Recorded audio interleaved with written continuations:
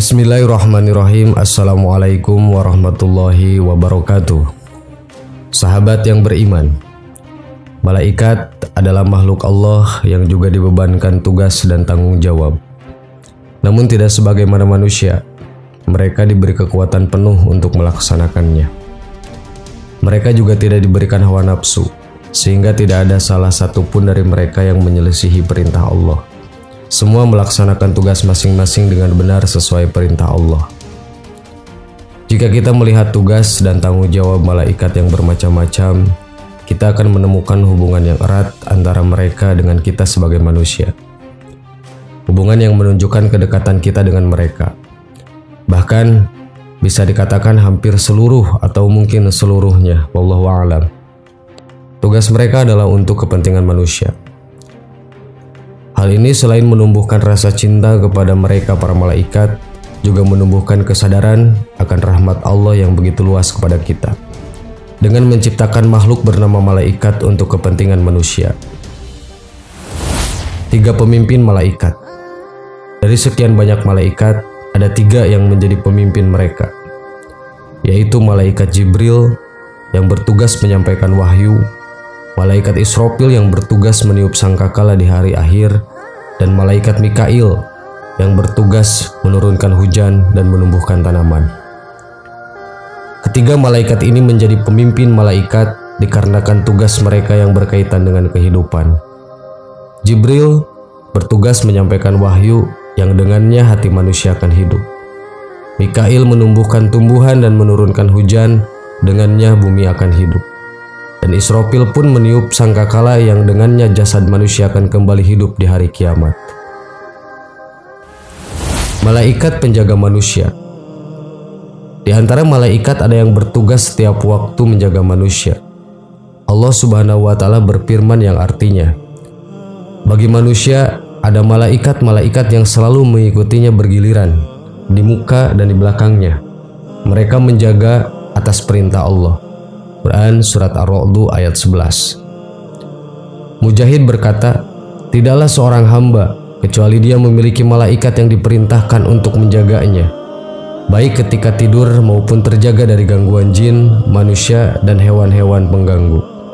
Jika ada sesuatu yang akan mencelakakannya, malaikat akan mengatakan kepadanya, awas, hati-hati, kecuali sesuatu yang sudah diizinkan oleh Allah untuk menimpanya. Malaikat penjaga gunung.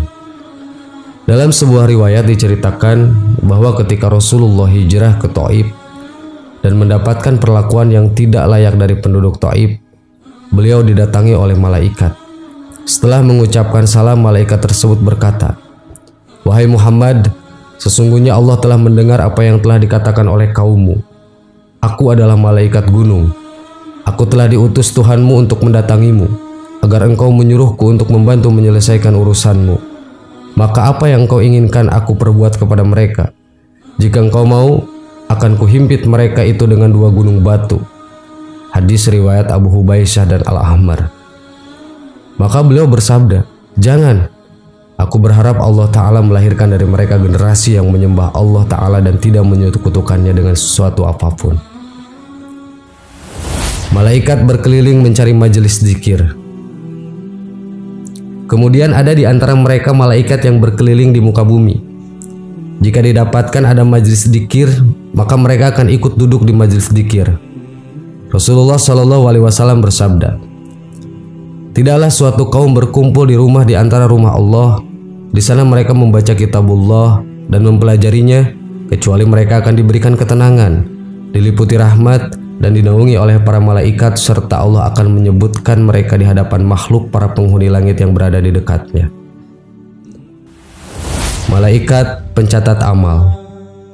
Allah Ta'ala berfirman yang artinya, padahal sesungguhnya bagi kamu ada malaikat-malaikat yang mengawasi pekerjaanmu yang mulia di sisi Allah, dan mencatat pekerjaan-pekerjaanmu itu, mereka mengetahui apa yang kamu kerjakan. Quran Surat Al-Infitor ayat 10-12. Setiap orang akan diiringi oleh 2 malaikat. Sebelah kanan bertugas mencatat amal baik, sementara sebelah kiri bertugas mencatat amal buruk. Tidaklah seorang berbuat kecuali akan dicatat oleh malaikat, sekecil apapun itu, bahkan hingga rintihan orang yang sedang sakit. Dikisahkan dahulu ketika Imam Ahmad sakit dan dijenguk oleh saudaranya. Dilihatnya Imam Ahmad sedang merintih karena sakit. Maka saudaranya mengatakan, "Wahai Abdillah, tenanglah. Sesungguhnya Tawus berkata, sesungguhnya malaikat mencatat sampai rintihan orang yang sedang sakit. Karena Allah berfirman yang artinya, tiada suatu ucapan yang diucapkan melainkan ada di dekatnya malaikat pengawas yang selalu hadir." Quran Surat Qaf ayat 18. Malaikat maut. Malaikat maut sebagaimana terlihat dari namanya bertugas mencabut arwah manusia. Tentang penamaan malaikat maut, Allah Ta'ala berfirman yang artinya, "Katakanlah, malaikat maut yang diserahi untuk mencabut nyawamu akan mematikanmu. Kemudian hanya kepada Tuhanmu lah kamu akan dikembalikan." Quran Surat As-Sajdah ayat 11. Adapun penamaan Israel tidak ada di dasarnya dalam Al-Quran dan Sunnah. Disebutkan dalam sebuah riwayat bahwa malaikat maut memiliki pembantu-pembantu yang akan mendatangi orang yang akan meninggal untuk mencabut nyawanya. Jika manusia yang akan dicabut nyawanya seorang yang soleh, maka malaikat akan datang dalam rupa yang bagus dan nyawa orang tersebut akan dicabut dengan lembut. Namun sebaliknya, jika manusia akan dicabut nyawanya seorang pendosa, maka malaikat akan mendatanginya dalam rupa yang buruk dan menyeramkan, dan arwahnya pun akan dicabut dengan sangat kasar dan keras tanpa kasih sayang. Allah Ta'ala berfirman yang artinya, "Alangkah dahsyatnya sekiranya kamu melihat di waktu orang-orang yang zalim berada dalam tekanan syakaratul maut, sedang para malaikat memukul dengan tangannya sambil berkata, 'Keluarkanlah nyawamu, di hari ini kamu dibalas dengan siksa yang sangat menghinakan.'" Quran Surat Al-An'am ayat 93.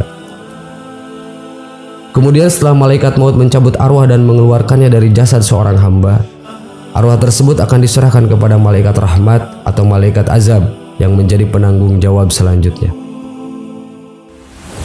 Malaikat yang bertugas bertanya di alam kubur. Jika seorang hamba telah memasuki kuburan, dia akan didatangi oleh malaikat. Dalam sebuah hadis disebutkan, jika seorang yang sudah meninggal dikuburkan, dia akan didatangi dua malaikat berwarna gelap. Salah satunya bernama Munkar dan yang lainnya bernama Nakir. Keduanya akan bertanya, "Apa yang kamu ketahui tentang orang ini?" Maksudnya Muhammad. Seorang muslim akan menjawab, "Sebagaimana apa yang dikatakan, dia adalah hamba Allah dan Rasulnya. Aku bersaksi bahwa tidak ada sesembah yang berhak disembah dengan benar selain Allah, dan Muhammad adalah hamba dan utusan Allah." Namun jika orang munafik, dia berkata, "Aku mendengarkan orang-orang mengatakan begini dan begitu, maka aku pun ikut mengatakannya. Aku tidak tahu."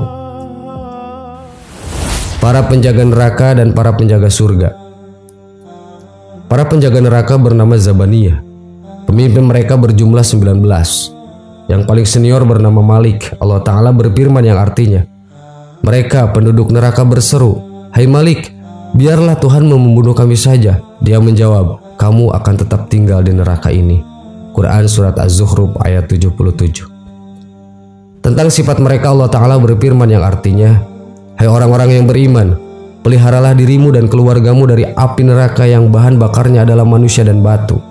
Penjaganya malaikat-malaikat yang kasar, keras, dan tidak mendurhakai Allah terhadap apa yang diperintahkannya kepada mereka dan selalu mengerjakan apa yang diperintahkan."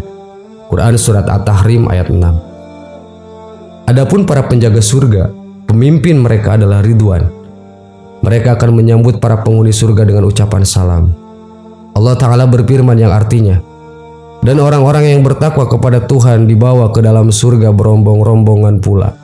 Sehingga apabila mereka sampai ke surga itu sedang pintu-pintunya telah terbuka dan berkatalah kepada mereka penjaga-penjaganya, 'Kesejahteraan dilimpahkan atasmu, berbahagialah kamu, maka masukilah surga ini sedang kamu kekal di dalamnya.'"